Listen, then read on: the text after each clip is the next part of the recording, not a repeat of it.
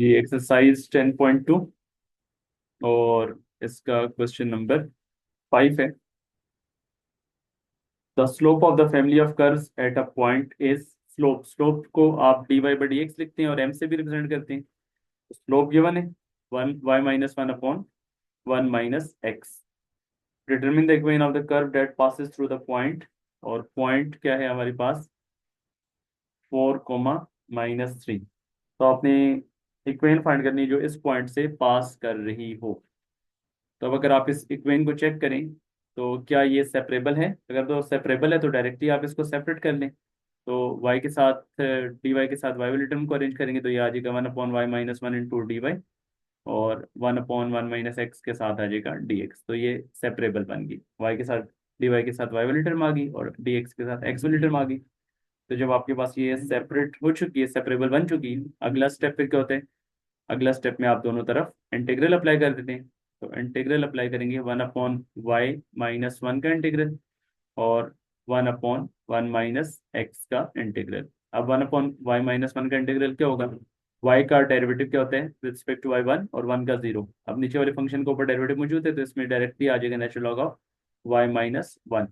जबकि इस केस में नीचे वाले फंक्शन का ऊपर डेरिवेटिव मौजूद नहीं है क्योंकि 1 का 0 होता है और -x का -1 होगा। तो माइनस बनाने के लिए एक माइनस बाय लिखेंगे और एक माइनस अंदर लिखेंगे। तो अब आपके पास जो अंदर माइनस आपने लिख दिया, नीचे वाले फंक्शन के ऊपर डेरिवेटिव मौजूद है तो इस पे फिर आप लिख लेंगे नेचुरल लॉग ऑफ फंक्शन। तो ये इक्वल आ जाएगा minus natural log of 1 - x और प्लस साथ में कॉन्स्टेंट ऑफ इंटीग्रेशन c आ जाएगा।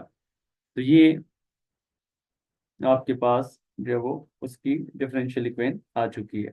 अब डिफरेंशियल इक्वेशन आपके पास डिफरेंशियल इक्वेशन को सॉल्व करके उसकी इक्वेशन फाइंड हो चुकी है। अब ये इक्वेशन आपने फाइंड करनी है एट अ पर्टिकुलर पॉइंट। और वो पॉइंट हमारे पास क्या है 4, -3।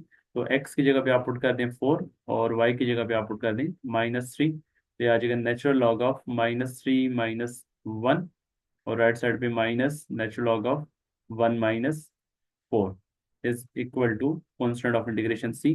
तो ये आ गया नेचुरल लॉग ऑफ -4। और ये लेफ्ट वाला जो माइनस नेचुरल लॉग है ये आपके पास आएगा राइट। राइट वाला जो नेचुरल लॉग वाली टर्म है वो लेफ्ट पे आएगी तो प्लस नेचुरल लॉग ऑफ क्या आ जाएगी -3 और इक्वल आ जाएगा कॉन्स्टेंट ऑफ इंटीग्रेशन सी। और लॉग की प्रॉपर्टी कि जब आप इसको सिंगल लॉग के फॉर्म में लिखेंगे तो ये आ जाएगा नेचुरल लॉग ऑफ -4 × -3 और फिर ये बन जाएगा नेचुरल लॉग ऑफ 12। और नेचुरल लॉग ऑफ 12 की वैल्यू आप निकाल लें। नेचुरल लॉग ऑफ 12 का आंसर क्या आ रहा है उसको यहाँ पर पुट कर देंगे। तो सो फाइनल हमारे पास बनेगा natural log of y - 1 is equal to minus natural log of 1 - x और फिर प्लस कॉन्स्टेंट ऑफ इंटीग्रेशन। यहाँ से जो आंसर है वो पुट कर लेंगे। नेचुरल लॉग ऑफ 12 का जो भी आंसर है नेचुरल लॉग ऑफ 12 की फॉर्म में लिखा रहने दी तो वो इसका आंसर आ जाएगा। तो ये इसका फाइनल आंसर है। या इसको आप यूं भी लिख सकते हैं एक स्टेप फर्दर अगर आप प्रोसीड करना चाहें तो वही हो सकता है कि लेफ्ट साइड पे नेचुरल लॉग ऑफ y - 1 आ गया। राइट साइड पे आप लॉग की प्रॉपर्टी अप्लाई कर लें। तो लॉग की प्रॉपर्टी है कि natural log of 12 minus natural log of 1 - x है तो इसको आप लिख सकते हैं natural log of 12 upon 1 - x। Single log की फॉर्म में आपने इसको लिख दिया।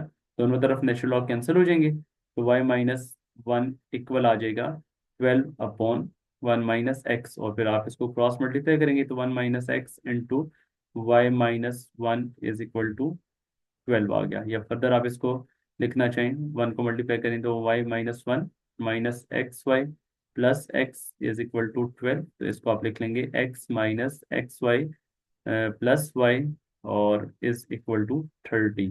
तो यहाँ तक लिख लें ये ज़्यादा बेहतर है। तो ये आपके पास इसका क्वेश्चन नंबर 5 का आंसर आ गया। अगर यहाँ तक भी कर लें तो वो भी आपका ठीक कंसिडर होगा, वो भी गलत नहीं होगा। लेकिन ये आपके पास उसकी ज़्यादा सिंप्लीफाइड फॉर्म आ गई क्वेश्चन नंबर 5 की।